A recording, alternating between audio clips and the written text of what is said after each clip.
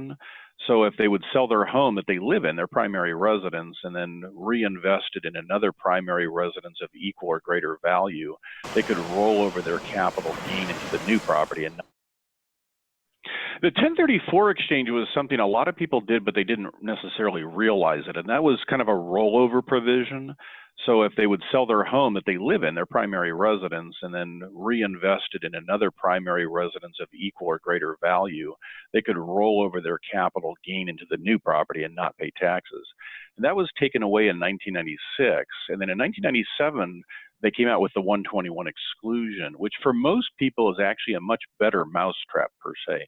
The 121 exclusion says if you've lived in your property and owned the property as your primary residence for at least 2 out of the last 5 years, and it doesn't have to be consecutive, as long as it's a total of 24 months during the last 60 months, then you qualify for a tax-free exclusion up to $250,000 in taxable gain if you're single, $500,000 if you're married.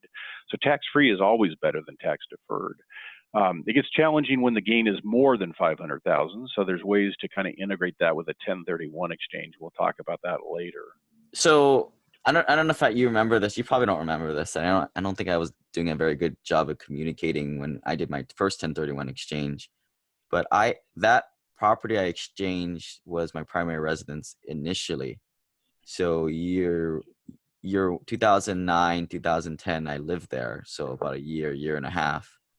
And then I rented it out for the next few years. So you're saying if I would have lived back in there like another year to get above that 2 out of 5 year threshold, that would have qualified for the 121 exclusion. Exactly. And the way to look at it is when you sell the property, the date you close on it, you're going to look back 5 years or 60 months. And as long as you can say you've lived in it for 24 months total out of that 60-month period, then you would qualify. So you'd have to look at that and say, okay, if I move back in and live there for a year, would I have a total of 24 months during the last 60 months? And it just depends on how it works out. Sometimes you move back into it, but some of the time that you lived in it starts dropping off after the 5-year window.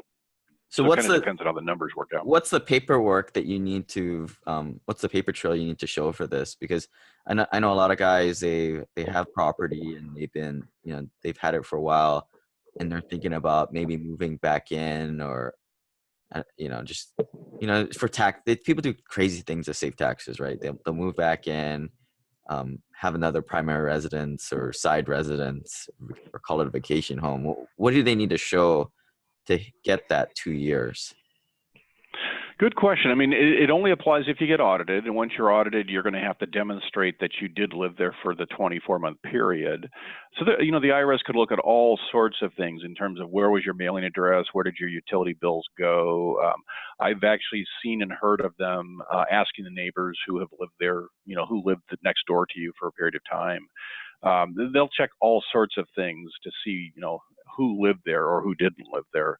So as long as you can show that you lived there for at least 2 out of the 5 years, you'll qualify. But it does have to be your primary residence. You do have to live there for 2 out of 5 years. Right. Some things that come to mind that definitely you should take care of is you definitely shouldn't be taking rental income from that place.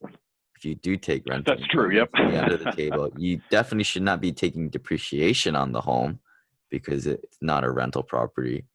And utility bills comes to mind. Good idea there. And